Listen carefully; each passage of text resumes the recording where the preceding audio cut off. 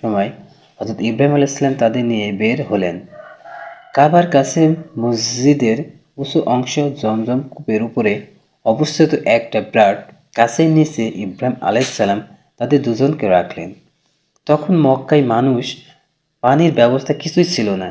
একটি থলের মধ্যে কিছু খেজুর আর একটি মোষকে কিছু পরিমাণ পানি দিয়ে সেখানে তাদের রেখে ইব্রাহিম আলাইহিস সালাম ফিরে চলে আসলেন। ইসমাইল আলাইহিসসালামের মা পিছু পিছু এসে বারবার বলতে লাগলেন, হে ইব্রাহিম, আপনি কোথায় চলে যাচ্ছেন? আপনি আমাদের এমন এক ময়দানে রেখে যাচ্ছেন যেখানে কোনো সাহায্যকারী বা কোনো অবস্থাই নেই। ইব্রাহিম আলাইহিসসালাম তার দিকে তাকালেন না। হাজেরা আলাইহিসসালাম তাকে বললেন, আল্লাহ কি আপনাকে এই আদেশ দিয়েছেন? তিনি বললেন, হ্যাঁ। হাজরা আলাইহিসসালাম বললেন, তাহলে আল্লাহ আমাদের ধ্বংস করবে না। তিনি ফিরে এলেন। ইব্রাহিম আলাইহিসসালাম সামনের দিকে এগিয়ে চললেন। যেতে যেতে গিরিপথের বাঁকে পৌঁছে যখন স্ত্রীর সন্তানকে আর দেখতে পেলেন না, তখন কাবাঘরের দিকে মুখ করে দাঁড়িয়ে দুহাত তুলে দোয়া করলেন, হে আমার রব প্রতিপালক, আমার পরিবারে কয়েকজন আপনার সমেত ঘরের কাছে এক অনুবদ প্রতীক্ষায় যাতে আপনার কৃতজ্ঞতা প্রকাশ করে।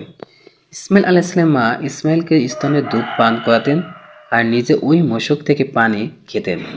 মশকের পানি এক সময় ফুরিয়ে গেল। তিনি আর তার শিশুতে তৃষ্ণার কাতর হয়ে পড়ল। তিনি শিশুকে দেখতে লাগলেন। তৃষ্ণা তার বুক ধড়ফড় করছে। শিশুপুত্রের এই করুণ অবস্থা দেখে অসহনীয় হয়ে পড়লেন। তিনি সরে এলেন। সাফা দেশ ছিল তার কাছাকাছি পর্বত। তিনি সেটির উপরে উঠে ময়দানের দিকে তাকালেন। এদিক সেদিকে তাকিয়ে দেখলেন কোথাও কাউকে দেখা যায় না কিনা। তিনি কাউকে দেখতে পেলেন না।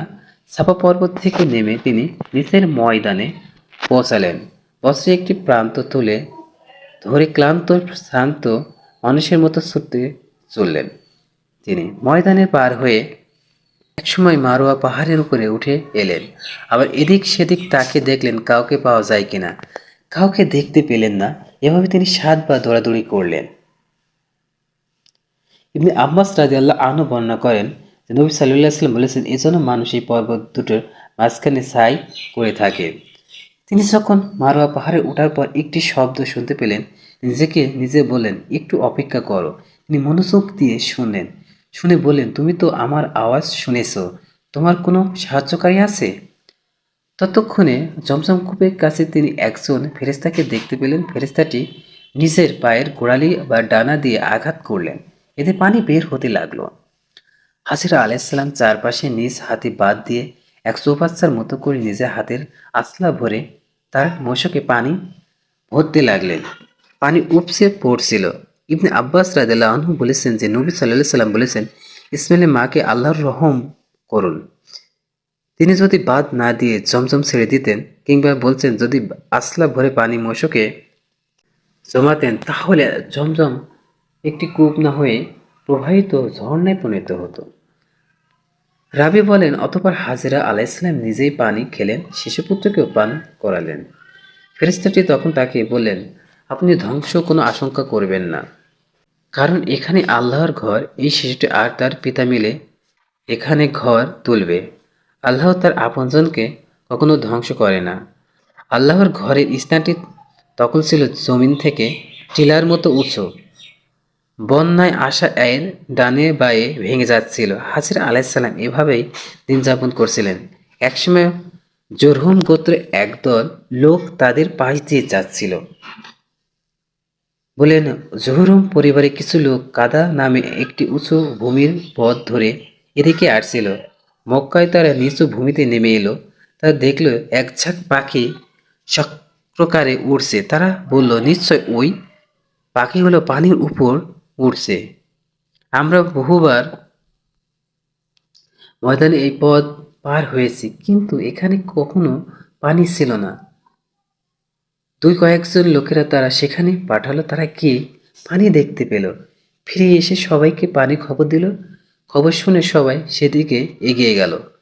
রাবি বলেন, ইসমাইল আলাইহিস সালামের মা পানির কাছে ছিলেন। তারা তাকে বলল, আমরা আপনার কাছাকাছি বসবাস করতে চাই, অনুমতি দিবেন কি? তিনি বললেন, হ্যাঁ, তবে এই পানির উপর তোমাদের কোনো অধিকার থাকবে না। তারা হ্যাঁ বলে তাদের মত প্রকাশ করল। ইবনে আব্বাস রাদিয়াল্লাহু আনহু বলেছেন যে নবী সাল্লাল্লাহু আলাইহি সাল্লাম বলেছেন, এই ঘটনাটি ইসমাইলের মাকে একটি সুযোগ এনে দিল। তিনিও মানুষের সাহায্য চেয়েছিলেন। তারা সেখানে বসতি স্থাপন করল।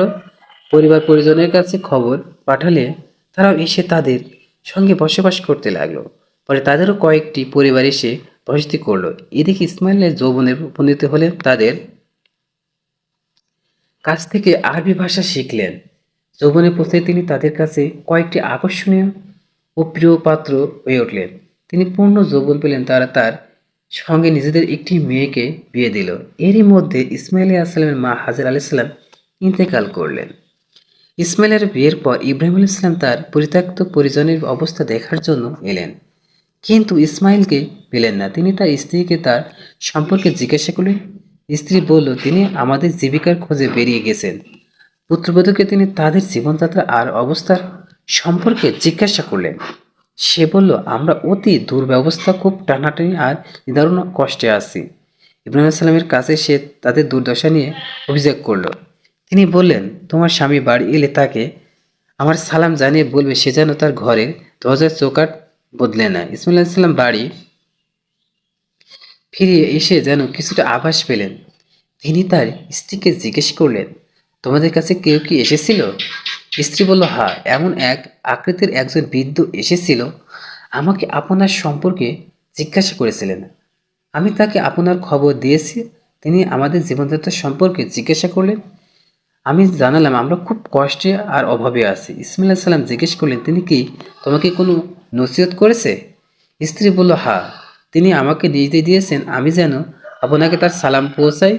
তিনি আরও বলেছেন যেন আমি ঘরের দরজার চৌকাঠ বদলে ফেলেন। ইসমাইল আলাইহিস সালাম বললেন, তিনি আমার বাবা। এ কথার মধ্যে তিনি আমাকে নির্দেশ দিয়েছেন যেন আমি তোমাকে আলাদা করে দিই, কাজে তুমি তোমার নিজের লোকজনের কাছে চলে যাও। এই বলে ইসমাইল আলাইহিস সালাম তাকে তালাক দিয়ে দিলেন। এরপর ওই লোকদের মধ্যে থেকে আরেকটি মেয়েকে পেলেন। আবার যতদিন চাইলেন ইব্রাহিম আলাইহিস সালাম এদের থেকে দূরে রইলেন। এরপর তিনি আবার তাদের দেখতে এলেন। এবারও তিনি ইসমাইল আলাইহিস সালামের দেখা পেলেন না। পুত্রবধূর কাছে এসে তিনি তাকে ইসমাইল আলাইহিস সালাম সম্পর্কে জিজ্ঞাসা করলেন। সে বলল, তিনি আমাদের খাবারের খোঁজে বেরিয়ে গেছেন। ইব্রাহিম আলাইহিস সালাম জিজ্ঞেস করলেন, তোমরা কেমন আছো? তিনি তাদের জীবনযাত্রা অবস্থা সম্পর্কে জানতে চাইলে সে বলল, আমরা ভালো ও সচ্ছল অবস্থায় আছি। সে আল্লাহর প্রশংসা করল। ইব্রাহিম আলাইহিস সালাম জিজ্ঞেস করলেন, তোমাদের প্রধান খাদ্য কি? সে বলল, গোশত। তিনি আবার জানতে চাইলেন, তোমাদের পানীয় কি? সে বলল, পানি। ইব্রাহিম আলাইহিস দোয়া করে বলে, হে আল্লাহ, তাদের গোশত পানির বরকত দিন। নবী সাল্লাল্লাহু আলাইহি সাল্লাম বলেন, এই সময় তাদের সেখানে খাদ্যশস্য উৎপাদন হতো না। যদি হতো তাহলে ইব্রাহিম আলাইহিস সালাম সে বিষয়ে তাদের জন্য দোয়া করতেন। বর্ণনাকারী বলেন, মক্কা ছাড়া আর কোথাও কেউ শুধু গোশত পানি দিয়ে জীবন ধারণ করতে পারে না, কেননা শুধু গোশত পানি জীবনযাত্রার অনুকূল হতে পারে না। ইব্রাহিম আলাইহিস সালাম বললেন, যখন তোমার স্বামী ফিরে আসবে তাকে সালাম দেবে আর আমার পক্ষ থেকে হুকুম করবে সে যেন তার ঘরের দরজার চৌকাঠ ঠিক রাখে। ইসমাইল আলাইহিস সালাম যখন ফিরে এসে বললেন, তোমাদের কাছে কি কেউ এসেছিলেন? সে বলল, হ্যাঁ, একজন সুন্দর চেহারা বৃদ্ধ লোক এসেছিলেন। সে তার প্রশংসা করল আর বলল, তিনি আমাকে আপনার ব্যাপারে জিজ্ঞেস করেছেন। আমি তাকে আপনার খবর জানিয়েছি। তিনি আমার কাছে আমাদের জীবনযাত্রা সম্পর্কে জানতে চাইছেন এবং আমি তাকে জানিয়েছি আমরা ভালো আছি। ইসলাম বললেন, তিনি কে? তোমাকে আর কোনো কিছুর আদেশ দিয়ে করেছেন? সে বলল, হ্যাঁ, তিনি আপনাকে সালাম জানিয়েছেন আর আপনাকে নির্দেশ দিয়েছেন যেন আমি আপনার ঘরের চৌকাঠ ঠিক রাখি। ইসমাইল আলাইহিস সালাম বললেন, তিনি আমার বাবা, তুমি হলে আমার ঘরের দরজার চৌকাঠ। আর এই কথার মধ্যে তিনি আমাকে নির্দেশ দিয়েছেন যেন আমি তোমাকে স্ত্রী হিসেবে বহাল রাখি। যতদিন আল্লাহ চাইলেন ইব্রাহিম আলাইহিস সালাম তাদের কাছ থেকে দূরে রইলেন। তিনি আবার এলেন, দেখতে পেলেন জমজম কূপের কাছে একটি বিরাট গাছের নিচে বসে ইসমাইল আলাইহিস সালাম একটি তীর মেরামত করছেন। বাবাকে দেখতে পেয়ে তিনি উঠে তার দিকে এগিয়ে গেলেন। বাবার সঙ্গে ছেলের সাক্ষাৎ হলেন, যেমন হয়ে থাকে তাই করলেন। ইব্রাহিম আলাইহিস সালাম বললেন, হে ইসমাইল, আল্লাহ আমাকে একটি কাজে নির্দেশ দিয়েছেন। ইসমাইল আলাইহিস সালাম বললেন, আপনার রব আপনাকে যা আদেশ করেছেন তা করুন। ইব্রাহিম আলাইহিস সালাম বললেন, তুমি কি আমার সাহায্য করবে? ইসমাইল আলাইহিস সালাম বললেন, করব। ইব্রাহিম আলাইহিস সালাম বললেন, আল্লাহ আমাকে